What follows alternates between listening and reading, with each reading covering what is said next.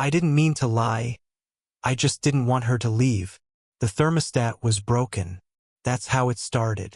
Or at least, that's the excuse I gave when I knocked on her door that afternoon, feigning a fever I didn't have. Her name was Elise. She lived 2 doors down in Unit 3B. Quiet, always in a slate-colored cardigan, and never quite looked anyone in the eyes for too long. I'd seen her carrying a nurse's bag more than once. That was all I needed. "Something wrong?" she asked, opening the door slowly, holding a chipped mug of tea. Her hair was pulled back, messy, and I remember noticing her hands first. Pale, strong, with faint blue veins and short nails. I rubbed the back of my neck. I think I've got something. Like a bug, maybe. Can't get warm. You're in healthcare, right? She didn't answer at first. Just tilted her head. The hallway was so still it made me self-conscious about how loud my breath sounded. "I'm off today," she said eventually, her tone unreadable. "But I'll take a look." Her place smelled like lavender and lemon balm. Lived in. Cozy in a way my apartment had never managed, no matter how many throw pillows I bought. She nodded toward the couch. I sat, still shivering a little, though not from fever. "What are your symptoms?" I blinked. Tired. Lightheaded. Kinda achy. She pressed the back of her hand to my forehead. Her skin was cool. "You don't seem sick," she said after a beat. The words weren't accusing. More curious. Like she knew I wasn't telling the truth, but wasn't mad about it either. I swallowed. Guess I could just be run down. She didn't move her hand. Couldn't breathe right. "College?"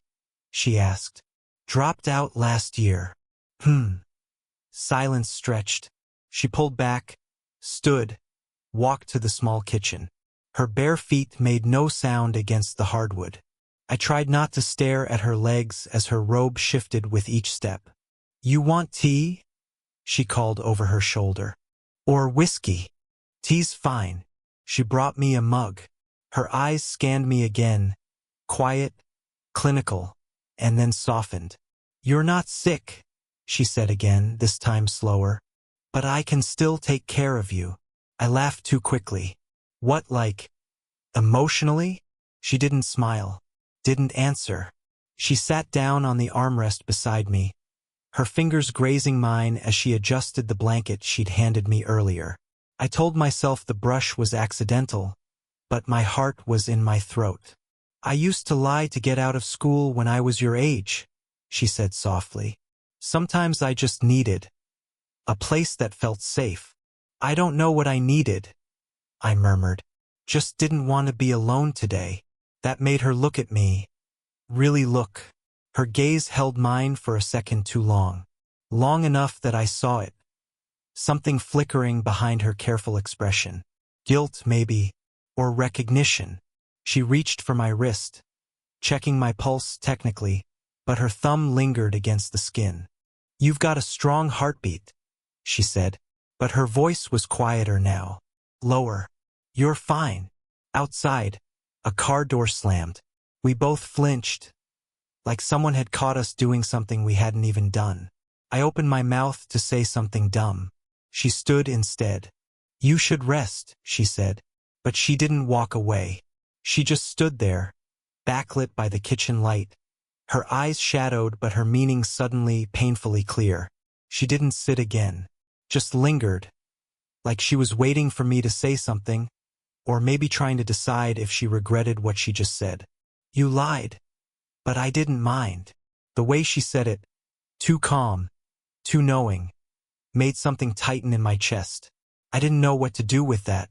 She moved toward the kitchen again, slower this time, her fingers trailing along the back of the chair.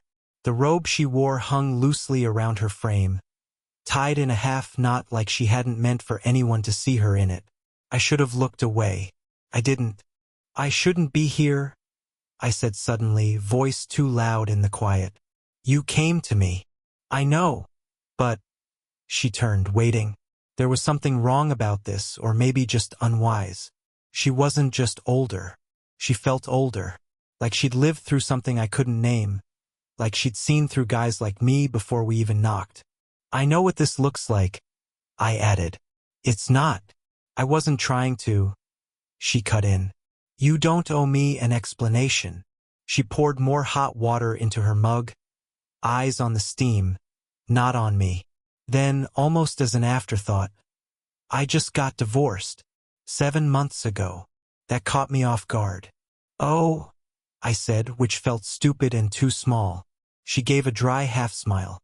You don't have to pretend to care. I do care, I said, faster than I meant to. I mean, I didn't know that. Her hand tightened around the mug, just slightly. It wasn't a good marriage. I stayed too long. You learn how to disappear in plain sight when you're with someone who never really sees you. That landed harder than I expected. It sat between us, raw and unpolished. I wanted to say something, but she didn't give me the room. You remind me of someone I used to know, she said softer. Before everything got complicated. Is that a good thing? Her eyes flicked to mine. It's a dangerous thing. I didn't breathe for a second. The heater kicked on. The faint buzz of the radiator filled the silence like a third presence in the room.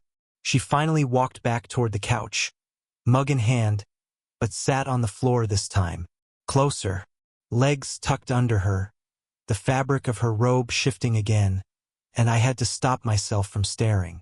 I shouldn't ask this, she said quietly, not looking at me. But can you stay a little longer? My throat went dry. Sure, I said, too fast again. God, I sounded like a kid. She reached for a blanket and laid it over both our legs without asking. Her arm brushed mine as she adjusted it. I thought I imagined the way her fingers lingered near my wrist. But I didn't move. I almost said her name. I don't know why. Just Elise, like a question. Like something I wasn't ready to answer. But then she looked up at me. She leaned back on her hands, her shoulder brushing mine again. A subtle weight that shouldn't have meant anything. But it did. I never let anyone in here, Elise murmured. Her voice was quieter now, like we were in a church or underwater. The kind of hush you don't question because raising your voice might break the moment. I didn't even bring friends over when I was married, she added, then gave a small, bitter laugh. He didn't like people seeing our mess. I wanted to ask what mess, but I already knew. You could feel it in the room, the kind of loneliness that didn't come from being alone, but from staying somewhere far too long after it stopped feeling like home. She looked up at me, and I looked away, pretending to study the chipped corner of her coffee table. I felt like I'd stolen something just by being here. I should go, I said, but made no move to stand. I didn't ask you to, she replied. We sat like that, two people pretending time had stopped, until her hand shifted under the blanket and brushed against mine, this time deliberately. Just the backs of our fingers touching. I didn't pull away, but I didn't move either. My breath was shallow. The room felt warm now, the tea forgotten and the air charged with something neither of us wanted to name. And then a sound, a sharp buzz from the kitchen counter. Her phone. She startled slightly, pulled her hand back. Sorry, she said quickly, standing to check it. She turned the screen over with a glance and didn't answer. It's nothing, but I saw the name. James. I didn't ask. She didn't explain. She set the phone face down again and came back. Slower this time, quieter. Sat beside me without speaking, like we'd both lost the thread of something delicate. I should have told you to go, she said finally, when I realized you weren't sick. Yeah, I said, barely above a whisper. I should have gone, but I was still there, still not moving, still memorizing the curve of her shoulder in the lamplight. She shifted slightly to face me. Close now, too close. You're not like him, she said. Her hand found mine again, gently this time, her thumb tracing across my knuckle in a slow, aimless circle. You look at me like you mean it. Elise, I said her name this time, soft, like a secret I wasn't supposed to know. Her eyes flicked to my mouth, just once. That was all it took. I leaned forward just a fraction before freezing, inches from her. The space between us suddenly felt unbearable. She didn't move. Neither did I. I keep thinking this is a mistake, she said, barely above a whisper. We were still close, closer than anyone should be who plans to walk away clean. Her hand was still over mine. I could feel her pulse, fast under her skin. Then why haven't you let go? I asked. She didn't answer. Her eyes flicked down between us, like even the question had weight. I shouldn't be doing this, she said, more to herself than to me. God, you're so young. I'm not a kid.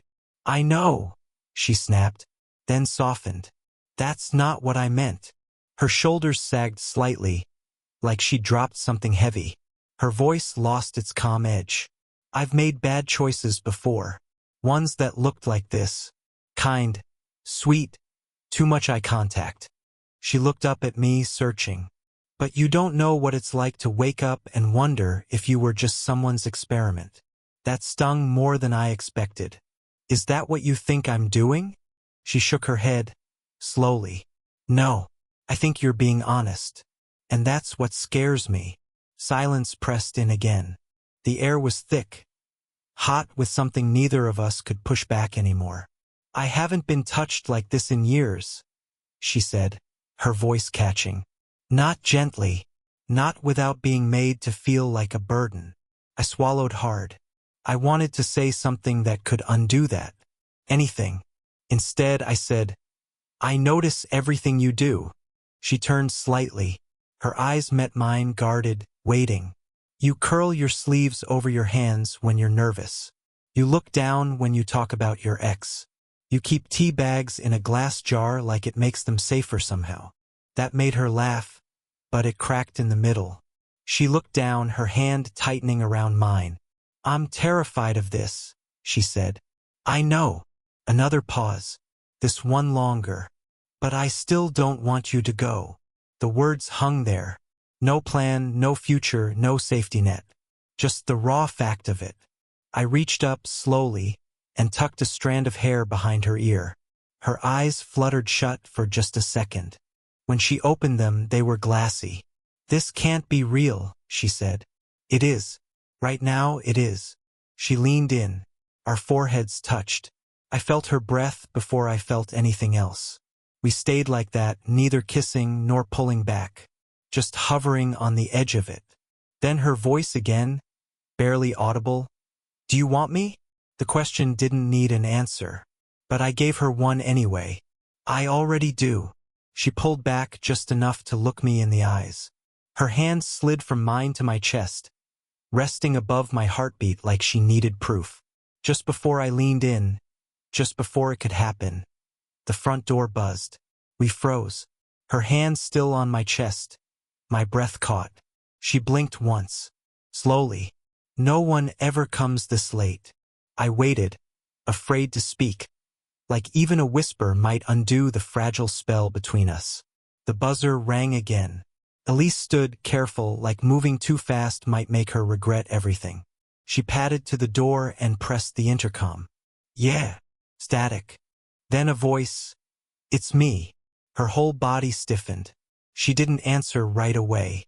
Elise. The voice said again. Male. Low. Familiar. She pressed the button. Why are you here, James? My stomach dropped. James. The name on the phone earlier. Her ex. I left my charger. It's in the drawer next to the bed. We're not doing this, she snapped, and her tone wasn't soft anymore. It was tired, sharp-edged. Let me get it and go. 5 seconds. She didn't move. I stood now, instinctively. Something told me this wasn't the first time he'd just shown up. Something told me this was part of the mess she hadn't let anyone see. Elise, I said quietly. She turned to me, eyes wide, unsure. You don't have to let him in. I know. But she did anyway. She opened the door partway. James stepped in like he'd done it 1,000 times. Not even glancing at me until he was halfway down the hall. Then he saw me, and smirked. Didn't know you had company. I didn't move. He didn't either. Elise, seriously? He asked. This kid. Get your charger and go. He raised his eyebrows but said nothing else. Just walked past us. Past me. Like I was a piece of furniture. Like I didn't matter. The way men like him do. Then, at the bedroom doorway, he paused. You always had a type, he muttered. She flinched. I took a step forward. Don't. He gave me a quick, mocking glance. Don't what? I didn't answer. I didn't have to. He grabbed the charger and left without another word. The door clicked shut behind him, and Elise sagged against it like the air had been knocked out of her. I walked over, not touching her, just close enough. You okay? I didn't think he'd come here again, she whispered. I told him not to. I nodded. My hands stayed at my sides. She finally looked at me, really looked. You should know, she said, voice uneven. He wasn't just my ex. He was my patient once. Before we ever got involved. Before I broke every rule I swore I'd never bend. That made me blink. You were? A nurse. He was recovering from surgery. We were never supposed to. She stopped herself. It ended badly. And now, I don't trust my judgment anymore. The whole room shifted. I stepped forward, close enough to feel her breath again. I'm not him, I said. She didn't reply, but her hand reached for mine. Her hand hovered there. Palm up, fingers loose. Like an apology and a question all at once. I looked at it for a long time. I want to, I said finally. I just don't know if I should. She nodded, her eyes never leaving mine. That makes two of us. The moment stretched between us. Not dramatic, not cinematic, just tired and real. I don't want to be some pattern you're trying to fix, I said. Some rebound from him or whatever this used to be for you. You're not, she said quickly. Too quickly. Then quieter. I didn't let you in for no reason. I moved to sit beside her again, both of us facing the quiet apartment, the radiator hissing softly in the background. I thought I wanted something casual, I admitted. Just someone to notice me. Something light. But then I met you and it was like, I stopped, shook my head. You weren't light. That made her laugh, but there was no humor in it. No, I'm not. I don't think you even know how much weight you carry when you walk into a room. She looked down at her lap, twisting the fabric of her robe in her fingers. I keep thinking if I let you touch me, it's all gonna come rushing back. The guilt, the second guessing. But when you look at me, she paused. You make me feel like I'm still here, like I didn't disappear somewhere along the way. I reached out slowly, placing my hand over hers. No pressure, just there. Then stay here, I said. For once. Don't disappear. Her lips parted slightly, like she wanted to say something, but nothing came out. And then, are you sure? I'm not, I said honestly. But I'm done lying. She let out a breath. Shaky, uneven, like she'd been holding it for months. We didn't kiss. Not then. She just leaned her head on my shoulder. Quiet, warm, solid. I wrapped an arm around her, gentle and slow, like she might still flinch. But she didn't. Outside, a car passed. The night moved on like nothing had changed. But something had. I don't know what happens after this, she murmured. I don't know how to do this without hurting someone. Maybe even you. I'll take the risk, I said. If you will. She turned her face slightly into my shoulder, and I felt it, the smallest trace of a smile. Not happy, not certain, but present. We sat like that for a long time. It didn't happen fast after that night. She didn't fall into my arms the next morning. We didn't wake up tangled in some perfect promise. What we did was harder. We stayed.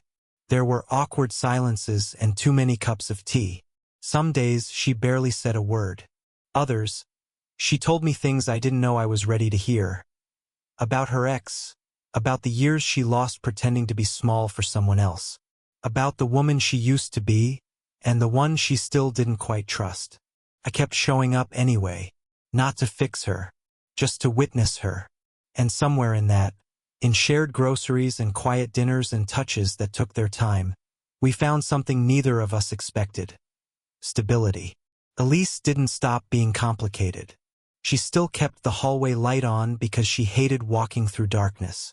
She still flinched when her phone buzzed and didn't recognize the number. But she let me see those things now. And I stopped pretending I didn't need care, too.